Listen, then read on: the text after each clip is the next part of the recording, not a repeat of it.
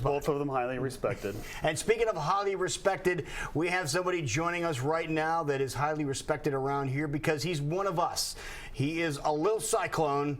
That's right, the best player they've ever had for that team, who's gone on and this year is able to hoist a trophy over his head for the NBA championship. Harrison Barnes joining us. How you doing, my friend?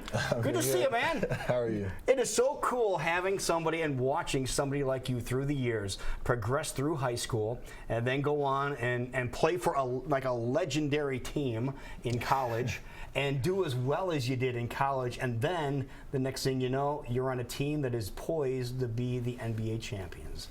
What kind of ride has this been? It's honestly been a dream. Growing up, I always wanted to play at a big school. I always wanted to win an NBA championship. I wanted to play in the NBA, and I had kind of thoughts of what that would be like. But this has been way more than I ever could have imagined. No, go ahead. I was to say, what I love is that you love coming back home. We have some great people, but they go off, they do your thing, and you don't always see them again. But you're always excited to come back home, be a part of parades, be a part of great events that are going on, including one later on today. What makes you excited about coming back home at a time like this? Well, I always love to get back.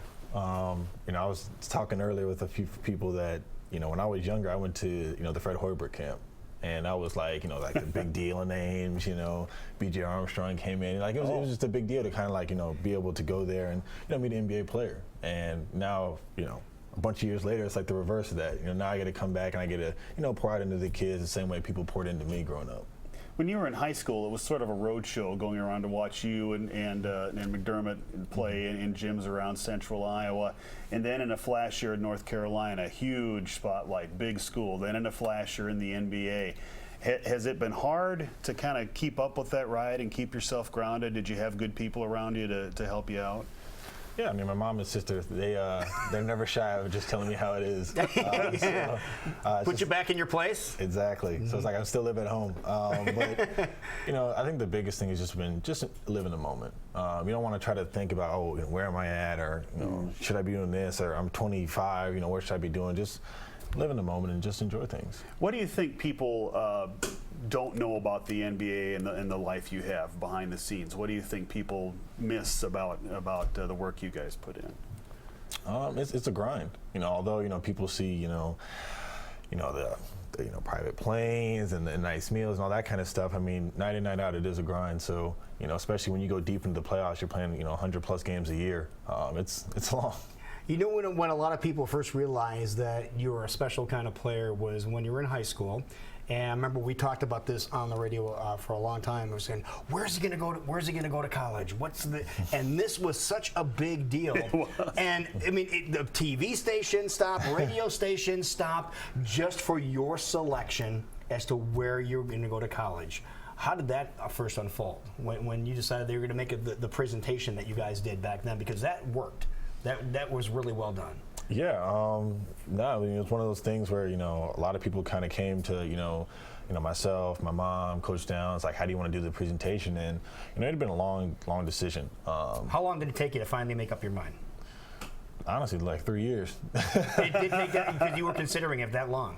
Yeah, because you had to think, when I was young, like freshman, sophomore, I didn't get scholarships till going into my junior year, like a lot of scholarships. So I was looking at Iowa State, Iowa, Indiana State, for the longest. And then I went to a couple good camps, and it changed from there. But for the longest, it was just a couple schools. Now let's talk about now. You have an NBA championship trophy. How much time have you spent with that thing? Have you had a day with it? Do you carry it around with you? Anything like that? I feel privileged. I've actually had the trophy come back to Iowa twice, so I think that's more than most guys have had. So I've been fortunate to be able to spend as much time with it as I have. So do you get to check it out? Do you get the little sign say, okay, I have a trophy for this weekend? And how do you do that? You kind of call. It has its own security team, own packaging, all that type of stuff. Really? So it comes in, big security, big celebrity, and then leaves. The trophy's the celebrity. Okay. That is very cool. Well, we got a lot of things going on. Later on today, you have a camp, right? Yes, I'm partnering with Hy-Vee, in an effort to give back. So I'm taking, 400 kids out to the Knapp Center to do a little camp. And you said this is kind of a full circle moment for you, but what do you want to convey to these kids? What do you want to inspire them with today when they come to this camp? I mean, with hard work, you can achieve your dreams. A long time ago, I said I wanted to do a bunch of things, and a lot of people laughed at me. And here I am today, achieving those same goals. So I just want to impart with them whatever it may be, not necessarily athletics, but in life. That hard work and determination can get you whatever you want.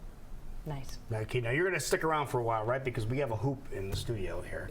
So It's about 7 feet tall, but it's not as tall as you are, I think. But we're gonna play around here in just a little bit. So we need to pay a couple of bills, and we come back. We'll visit more with our very own Harrison Barnes next on Great Day.